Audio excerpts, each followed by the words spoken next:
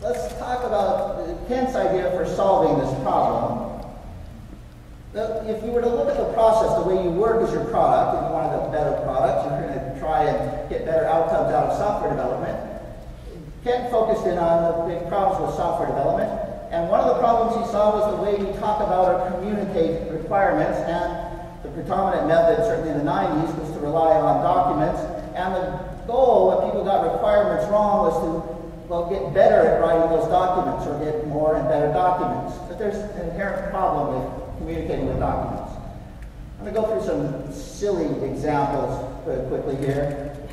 Has anybody ever visited a website called Comakers before? Yeah, if you haven't, I see a couple of nods. Waste a little bit of your life and visit this. It's a site put out by a lady named Jen Yates. She originally put out a blog, and it has some really bizarrely decorated cakes. But one of the underlying themes is miscommunicated instructions. Someone places an order for a cake, and they write it down. The cake decorator picks up the written instructions and decorates the cake according to those specifications. Now, and some silly things come out of that. This is the cover from Jen's first book. She's got 2 of these books out now. But you're going to see this underlying theme here of miscommunicated instructions. Sometimes I think people are just not looking.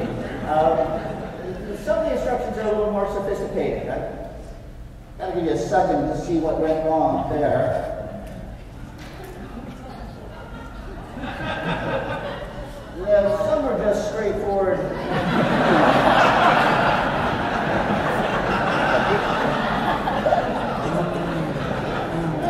Maybe if I just added a few more details. Can you put this in purple and put stars around it? Sure, I can do that. And then there's the non-functional requirements, the stuff you can't see.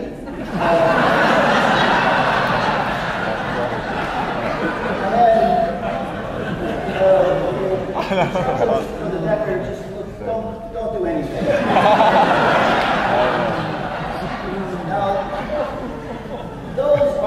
Those are funny, but sometimes these are less funny. If you're old enough to remember the Mars orbiter, the U.S. government spent, well, $120+ million designing this thing, launching this thing, sending it all the way to Mars. Once it got to Mars, its job was to enter into orbit around Mars, and instead it crashed directly into Mars. Now, there were 2 ground teams writing software, and one ground team was using the metric system, and one ground team was using the imperial system. And it was well documented, but they just hadn't talked so much to each other. We could point to failures in testing or other things like that, but boy, it seems like talking could have solved that problem. Now, the goal, or the thing that we're striving for, is a quality that I'm going to refer to as shared understanding. Slides are coming through a little bit light, but if you can see that, this is an older cartoon that I worked at a company called ThoughtWorks for years. I used to show this all the time, and I got to the point where I kind of dismissed it. It's only later that I figured out that this is the real point. It's if I say the name of a feature or describe a customer, we can all say, yeah, I think we need that, but we might all be imagining very different things. It's when we take it out of our heads and, well, describe it in more detail. We use words and pictures, we realize, yeah, we're thinking of very different things. But it's not that any one of us is right or wrong. Well, we've all got pieces of the puzzle, and if we iterate and combine and refine, we leave that discussion with a better shared understanding of what it is, and we may still say the name of that same feature in future conversations, but now we have this intangible quality of shared understanding. We say the same thing, and we mean the same thing. The purpose of, well, the discussion is to build shared understanding, and the problem we've been struggling with in software development for a long time is that we believe we can get that by sharing documents. And the idea here is if I can, yeah, a document is still necessary, but if you can just tell me your story, and together we'll build this shared understanding. So you can see the punchline here that Ken's solution is just to stop that. Stop exchanging documents and tell me your story. If we could have just talked with each other, we could have figured this stuff out. Now, I've been in this Agile thing for a long time, and the message seems to have kind of got lost in translation. There's so many people wound around the axles of writing good stories that they forget stories are called stories because that's the way they're supposed to be used, not the way they're supposed to be written. I had a back and forth email with Kent now a couple of years ago saying, look, where did this come from? What went wrong? He responded back. He said, well, what I was thinking of was the way users sometimes tell stories about the cool new things their software does. For instance, I can type in a zip code and it automatically fills in the city and state without me having to touch a button. I think that was the specific example that triggered the idea. If you can tell stories about what your software does and generate interest, energy, and vision in your listener's mind, then why not tell stories before the software does it? I need to stop here. What Kent's asking people to do is imagine the future. Imagine how people behave differently in the future if you were to build this product, and talk about that. That's what stories are supposed to be about. Now, let's go fast. You know, the original idea is a person who wants something writes it on a card, talks to someone, and this was supposed to be a beginning track, and I think a lot of you have heard this mantra of 3 C's, that I can write a card, and when I'm writing a card, a story card, I might imagine a particular thing. And if I come into a conversation, I might explain that to someone else, and they'll form a picture in their head about what it is they want. What it is I want, or what it is I'm describing at least. Now, because this is a conversation, they can ask questions. And because this is a conversation that lasts for a while, and our goal is to develop a shared understanding and to maximize outcome while minimizing output, we'll go back and forth, and the understanding we arrive at is often different than the one we came in with. The goal of traditional requirements thinking is for one person to get it right and correctly communicate it to someone else. The goal of stories is to work together to come up with good solutions. Now, this last step, this confirmation thing, is we're driving to the answer to the question of, well, exactly what should I build? And what we'll look for are acceptance criteria, but I will tell you that acceptance criteria, bulleted lists, are not enough here. You should bring into this conversation whatever you want. Bring in UI diagrams, build in workflow models, bring in personas, bring in user research, enter these into evidence. But expect the stuff you bring in to be marked up and changed, and build stuff together during these conversations. But in the end, it's this stuff that you build that helps people remember the conversation and helps people arrive at this agreement. That's Jeffrey's 3 C's.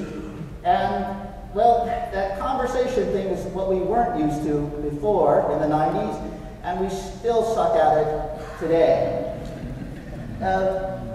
We forget that we should be sketching and drawing. We forget that it's cool to record acceptance criteria big and out loud where people can see them so that we can build shared understanding. We forget that it's nice to draw pictures and point and gesture. The work that we do during these kinds of sessions generate what I'm going to call vacation photos. If I show you one of my vacation photos, it actually might be of my kids on a beach in Hawaii, you'll politely say, oh, isn't that cute? Now, when I see that photo, I remember that on that particular beach, it took us an hour-plus drive over a 4-wheel drive track to get there, and then a long walk, over a half hour over lava fields. My kids whined and complained the whole time, but when we got to the beach, there was nearly nobody there. There were turtles coming up onto the beach and resting, and we had a fabulous day there. I'll remember all that from from the picture because I was there. You won't.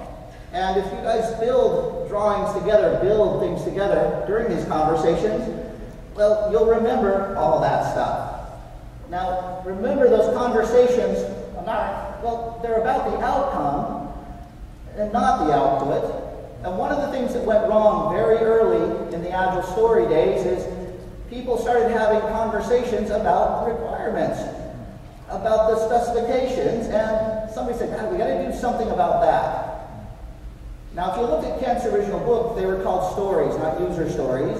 So somebody said, hey, if we call them user stories, maybe that'll help. People start talking about users and what they do. That didn't help. They said, look, if we give people this handy template where we'll say, as a type of user, I want this particular thing, or I want to be able to do this so that I can turn that frown upside down, so that I can achieve some sort of goal that's important to me, that'll help. But what happens is, well, people become a little dogmatic. They write user stories the way people used to write shall statements on government projects in the 1980s. Now, I live in a place called Park City, Utah, and there's a lot of skiing there. And if you were to learn how to ski, one of the first practices you would learn is called a snowplow. Or as kids are taught, it's to put your skis in the shape of a pizza. And you do pizza and French fries. The goal of learning snowplow is to feel comfortable on slippery slopes, to learn how to catch your balance. The goal of snowplow is not to get really good at it. There is no Olympic snowplow event. The best skiers don't snowplow. That template is a learning practice. Now, I'm not going to go through the Agile shoe jargon, but it is a nice shoe practice, and it's, well, these are shoes you can throw away. We want real conversations about the who's. Gosh, I was told by Presentation Zen to never put this many words on my slides. There really are a variety of users using our product, and they've got different needs. There are stakeholders that actually don't directly touch it, but have concerns. There are a lot of options about what people do, and in fact, sometimes we're talking about what the system does in the background. The user doesn't do anything. And what's more, when we talk about why, there's a lot of software we build for people that really don't want to use it at all, but they have to as part of their jobs, and the whys are seated in business reasons. We need to have, we're striving for good conversations about who, what, and why, and sometimes force-fitting things into that template ain't helping. Now, I'm not telling you to avoid the template for the same reason that I wouldn't tell a beginning skier to not learn snowplow. But I'm telling you that it is not best practice. It's best learning practice. Now, there are some other complications here. That the original idea is that these two people would talk, but there's a lot more people involved in software development than those two people. And they need to have conversations also, but their conversations are about different things. If I'm a product person, I'm concerned with return on investment for my business. If I'm a business analyst, I'm concerned about the details and business requirements. If I'm a tester, I'm concerned about how this thing is likely to break and how I can test it. And if I'm a UX person, I don't want to be told what the UI looks like. I want to be told who the users are and how they use it so I can design that. And if I'm a project manager, I'm concerned that all those other people are involved, but I want to understand dependency and time and, well, are we going to get this thing done? That's a lot of conversations. The original idea was this stuff would fit on the back of a card. Yeah, you guys aren't the beginners. You know this. You know that story cards work like, well, that's a library card catalog, and this is what people look like when they use those. If you use one, you have to have hair like that. And a card catalog has a lot of useful information on it, or a card in that catalog does. It's got a title, it's got a little meta information like how big it is and who published it, and some other things that help me categorize it and work with it. And hey, that's a card catalog that's by author. There's another catalog here that's by subject, and I can look things up in different ways. But I know that that card, that's not a book. And that somewhere on the shelf, somewhere else is a book. And the truth is, all those conversations you have about stories will result in lots of information, but you're going to have to keep them someplace else other than the back of the car. Now, those of you who've been doing Agile development know that for a while. You're going to use wikis. You may stay lo-fi and keep things on walls, but as a friend said to me a couple weeks ago, that friends don't let other friends use SharePoint. Hey, I'll skip the details of this particular slide, but we've forgotten the value of the short title. In fact, I've got to go back. That's looking at Kent's book that starts with give stories short names. And the idea is that, well, if I give a story a short title, I can start moving around and referring to it by its name. If you catch yourself referring to things by the JIRA ticket number, stop that. You're losing your shared understanding. And look for names that you can actually talk about. The template works good as a description, and, well, descriptions work good as descriptions too. And you'll get meta information like that library card, and, well, ultimately you'll drive towards things that allow you to test doneness. And, yeah, there's lots of details. Download the slides to see those, but, man, based upon experience in the room, you guys know this. Now, I've got to talk about the part we often forget, that it's working software over comprehensive conversations now. And yeah, we started with that model, but that's half the model. From here, we've got to build this thing, and the guy that builds it, because he was in on that conversation and helped write that confirmation, he's armed with the mementos, the vacation photos that came out of it, and he's armed with that mental picture, that shared understanding. If the developers building your stuff never had conversations, you're not using stories right. They haven't built shared understanding, and expect the same kind of results as you would with any other process. Now, in the end, we get some working software, and we have to kind of deal with what happened there. And the truth is, the blue guy did not build it for the green guy. They built it for these other people. And we've got to have a lot more conversations, and this is where we learn the kind of evil truth here, is that we don't get things right the first time. And in fact, how we imagine things, when we actually use them, it doesn't work this way. My friend Alistair Coburn used to say that for every item you put in your backlog, you need to put in 3 cards.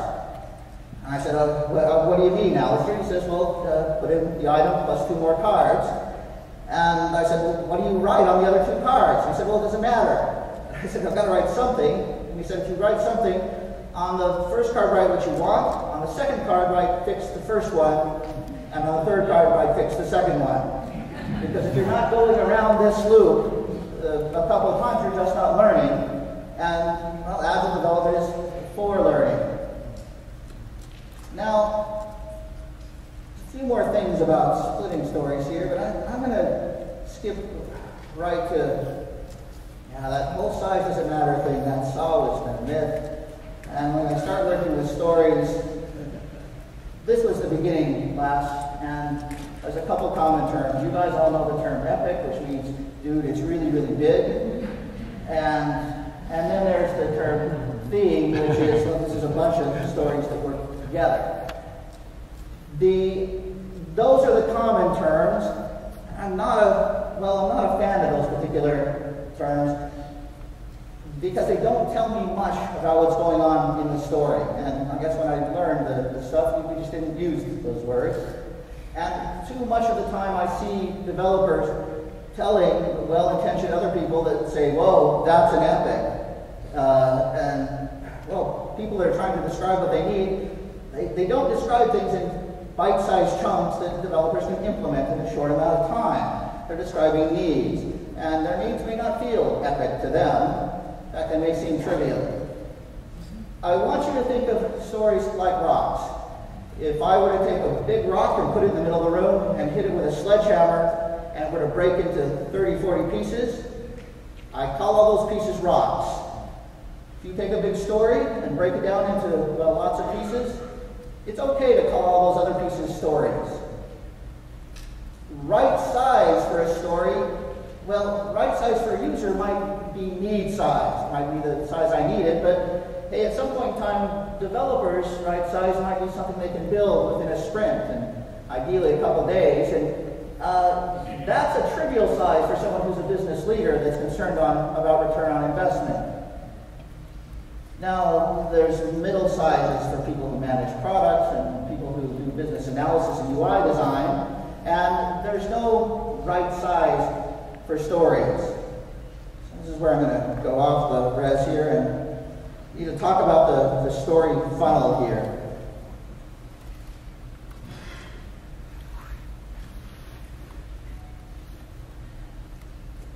The truth is, the backlog doesn't mysteriously appear. In fact, lots of people have lots of good ideas, and I'm going to call those opportunities. And the opportunities we get, well, those might be kind of big.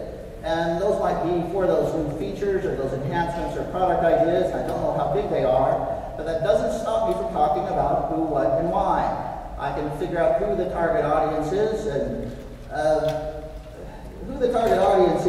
what the feature is, and how will this benefit our business. I'm calling these opportunities. A lot of organizations call them roadmaps, and well, calling them a roadmap item and insisting they get built in Q4, it's right back to the requirements thinking. Our goal is to, well, another fundamental truth I think you all know is there's always too much software to build. It doesn't matter how many developers you add, the amount of demand will always exceed your capacity. Your job is to build less software. So the way we do that is by shuffling through these and deciding which are the best ones, and we've got to pull those things out. I'm going to describe a little bit later what I mean by discovery, but essentially the goal of discovery is to start to take this big thing and break it down into smaller parts.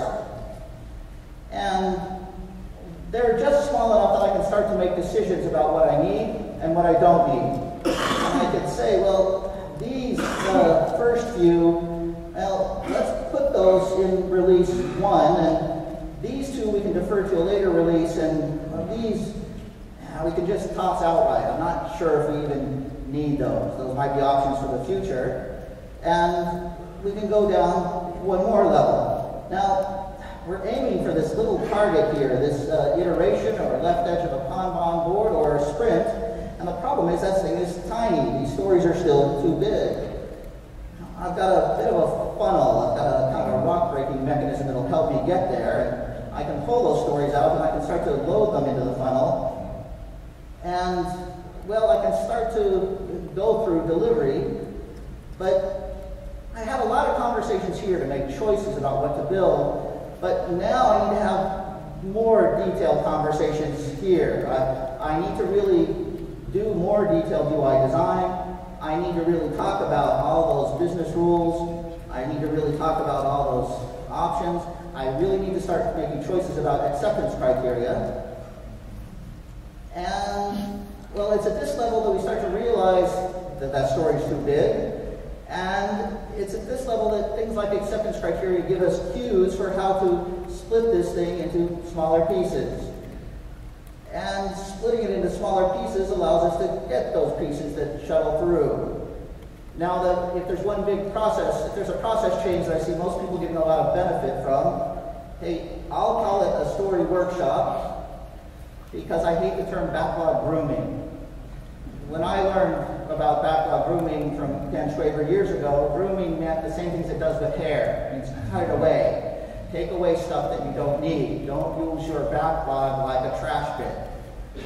But it's evolved to mean add more details, have these discussions. I like the word workshop better because it doesn't sound like meeting. And sometimes you hear the term backlog refinement, but the point is talk. Have those conversations, and that's what helps you break down. Now, out of this sprint comes some working software, but only little bits of working software. If we assume all of our software is good, we can stop there. But if we know that that's not okay, we need to start putting it in front of users. But these little bits of software, well, users are not interested in your cool new checkbox. We need to gather enough of this stuff that we've got enough to show them. And I imagine putting things on a little scale here, and I weigh it against something that's user testable.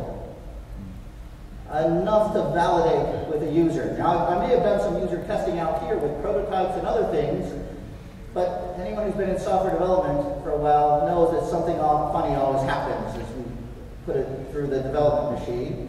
So we learn something from this testing, and when we pile up enough of those tested chunks, we kind of put it on another scale, and we're looking for something that is, well, good enough to release.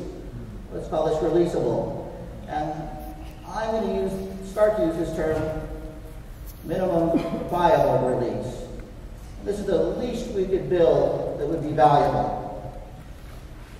Stories go on this journey from very large to very small, and then, well, the software we build widens back out again. Your goal is to manage that journey, and it's not just that stories are like rocks, stories are like asteroids. Are we old enough to remember the game Asteroids? Look, and I found this picture. This is the guy that broke the world asteroids record. But the idea with this game is well, that's you're this little ship floating in space, and these big asteroids are moving around. The big ones kind of move slow. If you shoot them, they break into smaller ones. They move faster and in different directions. And then you shoot the smaller ones, and they break into even smaller ones that move really fast and in different directions. And it's a really bad asteroids strategy to break all your big rocks down right away. You'll get killed. It's a really bad backlog strategy to break all your backlog items down right away, because you'll get killed. So, well, the little things may be stories, but those are the things that go into sprints, and maybe we can call those big things epics, but it's only after a lot of conversation that we often know that. But hey, keep them big. Keep them wieldy. You can move these things around. Now, I've got a rock breaking technique that I'm known for, and that's this story mapping thing.